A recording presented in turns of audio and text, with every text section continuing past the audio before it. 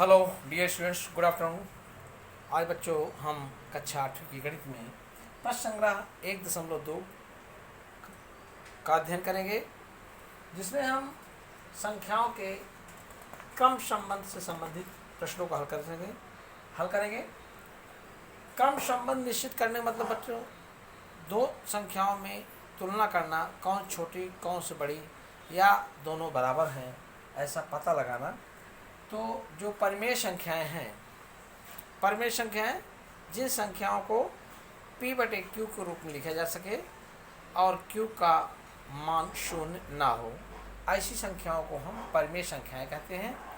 परिमेय संख्याओं बच्चों हम उसको अंश और हर भी कह सकते हैं, जिन संख्याओं को अंश और हर के रूप में लिखा जा सके और हर का मान जो है वह शून्य ना हो। तो आज हम देखते हैं क्वेश्चन नंबर पहला। देखिए, ऋण 7 और ऋण 2 में कौन सी संख्या छोटी कौन सी बड़ी है। तो इसके पहले बच्चों हम संख्या रेखा आपको पढ़ा चुके हैं। ये आपकी संख्या रेखा है। संख्या रेखा के यहाँ मध्य में शून्य होता है। दाहिनी तरफ बराबर इकाई दूरी पर 1 2 3 4 5 6 7 8 9 10 इसी प्रकार जहाँ तक हम गिन सकते हैं। तीर का अर्थ होता है बच्चों असीमित, जितना हम पढ़ सकें, जहाँ तक जा सकें वह असीमित संख्या तक। इसी तरह बाईं तरफ ऋणात्मक संख्याओं दिखाते हैं, ऋण 1 ऋण 2 ऋण 3 ऋण 4 ऋण 5। इस प्रकार से बाईं तरफ देखिए बच्चों, यहाँ सूर्य देखें 5 से चलते हैं, 5 4 3 2 1 0 ऋण 1 ऋण 2 ऋण 3 ऋण 4 ऋण 5। मतलब बाईं तरफ जैसे जैसे हम आ रहे हैं वैसे संख्या छोटी होती जा रही है, लेकिन जैसे जैसे हम दाहिनी तरफ जाते हैं एक एक संख्या बढ़ती जाती है।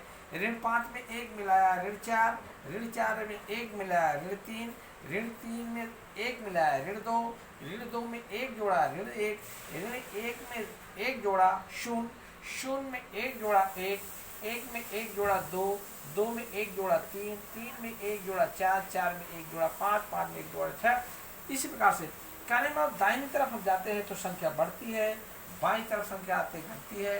कहने में जब भी दो संख्याएं दी गई हैं तो उनको देखिए और संख्या बाईं तरफ है संख्या रेखा पर या दाहिनी तरफ है। इस तरह पूर्णांक संख्याओं को हम आसानी से पहचान सकते हैं। यदि संख्या बाईं तरफ है तो हमेशा बाईं तरफ संख्या छोटी और दाहिनी तरफ संख्या बड़ी होगी।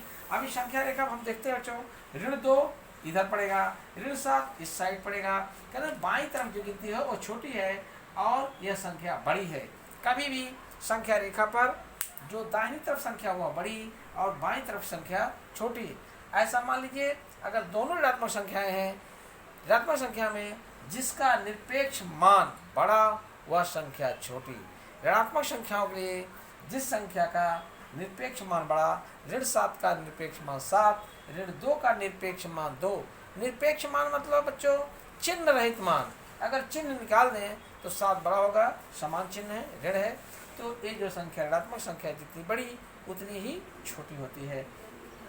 तो हमने पहले देख लिया। तो ऋण 7 जो है वह छोटा है, छोटे की तरफ मुंह छोटा और बड़े की तरफ मुंह बड़ा। खुला हुआ मुंह जो है बड़ी संख्या की तरफ होता है। इधर रखेंगे बच्चे। क्वेश्चन नंबर 2 देते हैं यहाँ पर। अब इसको हम संख्या रेखा को मिटा देते हैं बच्चों। अब आपको संख्या रेखा को ध्यान रखना है। क्वेश्चन नंबर 2 में एक संख्या 0 है, दूसरी संख्या बच्चों ऋण 9/5 है। इन दोनों में संख्या कौन सी बड़ी कौन सी छोटी होगी ये हमको पता लगाना है। देखिए, कभी भी ऋणात्मक संख्या हमेशा छोटी होती है। शून्य ना तो धनात्मक संख्या है ना ही ऋणात्मक संख्या है, और यह जो है शून्य इस ऋण संख्या के दाहिनी ओर होता है संख्या रेखा पर। आपने अभी देखा शून्य यहाँ था, ऋण संख्या इस साइड थी। कहने मतलब इधर जो है वो संख्या हमारी जो दाहिनी तरफ है वह बड़ी होती है। शून्य जो है संख्या रेखा दाहिनी तरफ होगा, यह बड़ा होगा और यह संख्या हमारी छोटी होगी क्योंकि ऋणात्मक संख्या है।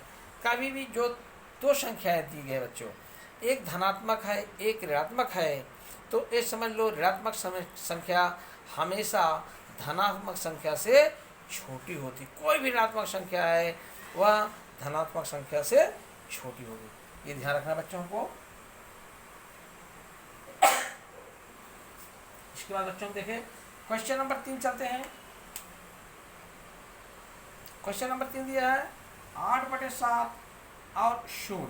अभी इसमें देखिए 8/7 ये भी धनात्मक है और 0 दोनों धनात्मक है। तो 0 मतलब कुछ नहीं, तो एक कुछ नहीं है और ये दाहिनी तरफ होगा, तो 0 दाहिनी तरफ मतलब संख्या यह बड़ी होगी, हमेशा हमेशा क्या होगी, बड़ी होगी, 0 की दाईं तरफ पड़ेगी। इस आधार पर हम इसको कर सकते हैं। और भी इसके तरीके बच्चों, हम 0 का मतलब 8/7 मतलब 8/7, 0 मतलब 0/1, हम क्रिया गुणा करते हैं, इसका गुणा करते हैं, इसका गुणा करते हैं। पहले संख्या 8 × 1 करते हैं, फिर 7 × 0 लिखते हैं यहाँ पर बच्चों। 8 × 0 मतलब 1, 8 का 9 7 0 मतलब 0, तो मतलब संख्या 8 बड़ी है, अर्थात इस तरफ संख्या बड़ी है। इस तरह भी हम इसका निर्धारण कर सकते हैं। ठीक है, अभी आप क्वेश्चन नंबर देखिए, आगे की तरफ देखेंगे हम। क्वेश्चन नंबर 4 की तरफ देखते हैं।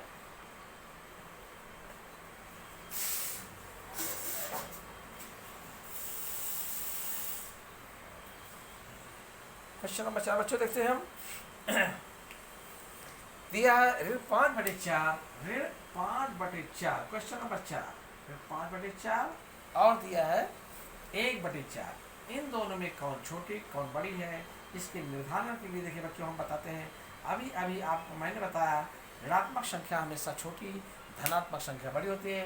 ये ऋण संख्या है, धन संख्या है, निश्चित रूप से धन संख्या हमारी बड़ी होगी।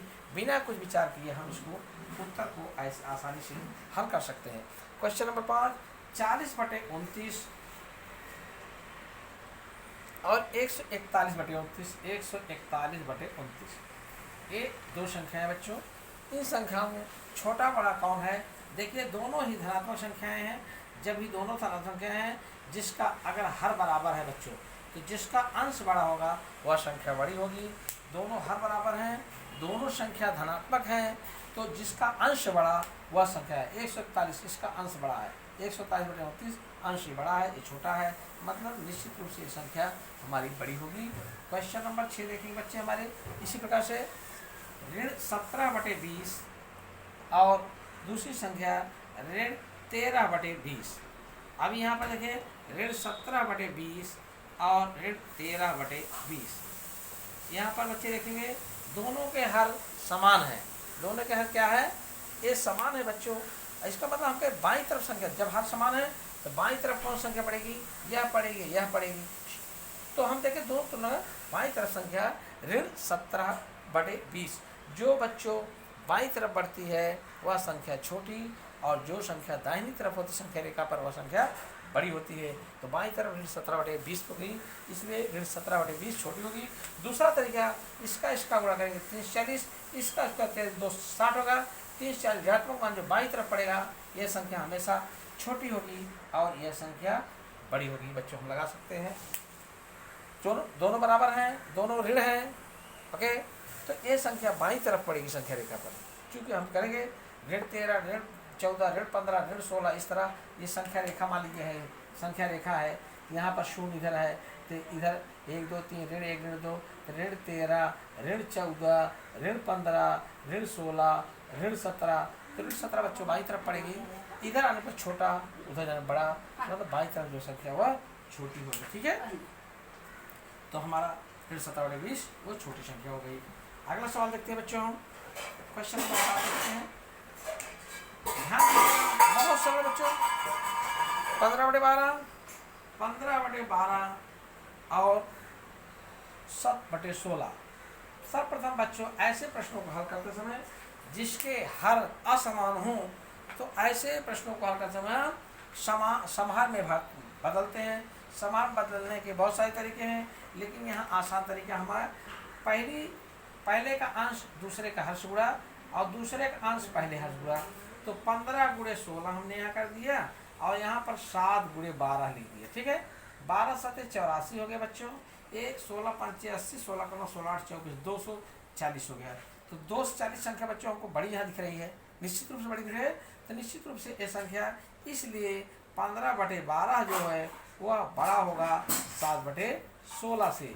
इधर संख्या बड़ी है, इसलिए 15/12 जो है वो 7/16 से बड़ी होगी। ठीक है, तो अगला हम देखते हैं क्वेश्चन नंबर 8 को देखिए। क्वेश्चन नंबर 8, ऋण 25/8, ऋण 25/8 और ऋण 9/4, ऋण 9/4। अभी देखें बच्चों, हर तुलना करते हैं, इसका यह दुगुना है, इसको हर बराबर करने के लिए अगर हम ऊपर नीचे 2 को गुणा कर दें बच्चों, ये दोनों हर बराबर हो जाएंगे। हम क्या करते हैं, ऋण 25/8 लिखते हैं और इसको लिखते हैं ऋण 9/4 को गुणे 2 कर दिया तो ऋण 18/8 हो गया। अब हर बराबर हो गया। हर बराबर होने पर भी देख रहे हैं बच्चों, यहाँ पर 25/8 है, यहाँ पर ऋण 25/8 और यहाँ ऋण 18/8, दोनों के हर बराबर हैं। लेकिन यहाँ पर बाईं तरफ ये जो है संख्या रेखा पर बाईं तरफ होगी और इस संख्या रेखा पर दाहिनी तरफ होगी। तो ऋणात्मक संख्या जो छोटी होती है वो हमेशा बड़ी, और जो ऋणात्मक संख्या बड़ी दिखती है वह हमेशा छोटी होती है। कहने में ऋण 25 बड़ा छोटा होगा, ये बड़ा होगा। इसलिए यहाँ हम लिख सकते हैं ऋण 25/8 जो है यह छोटा है ऋण 9/4 से, अर्थात ऋण 9/4 यह हमारी संख्या बड़ी है। ठीक है, जिस तरह यहाँ चिन्ह वही चिन्ह यहाँ पर लाया मैंने, इसको हर बराबर किया। ऋण 25 बाईं तरफ संख्या रेखा पाएगा और ऋण था दाहिनी तरफ आएगा। बाईं तरफ संख्या हमेशा छोटी, दाहिनी तरफ संख्या हमेशा बड़ी, कभी संख्या रेखा पर।